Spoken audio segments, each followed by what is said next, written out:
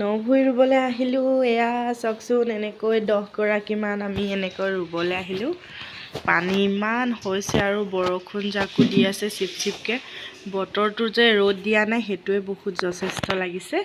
ইমান ভাল লাগিছে ৰুই, কিন্তু পানীখিনি অলপ বেছি হ'ল আৰু এগৰাকী আকৌ ইমান জমাই থাকে নহয়, সেইটো কাৰণে মানে বেছি ভাল লাগিল।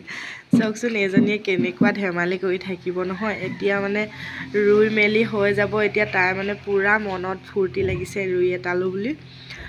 আৰু লগতে হাৰিয়া চাৰিয়া খুৱাই দিলোঁ, পূৰা জমাইছে। আৰু এয়া ঘৰত আহি ভাত খাবলৈ গুচি যাম এতিয়া। এয়া চব খাই বৈ ইমান জমনি কৰিছে নহয়। ৰঙালাও শাক খাই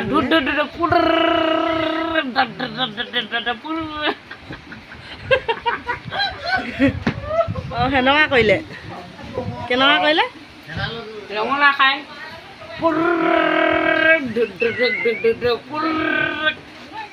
তাৰপাছত এনেকৈ তাই বোলে এনেকুৱা জমনি কৰি থাকিলে তাই হেনো এনেকৈ বোলে বহুত পইচা পাম ন মই বুলি কৈছে। কাম চাম নকৰিলেও হ'ব বোলে, হাজিৰা নকৰিলেও হ'ব ন বুলি কৈ জমাইছে।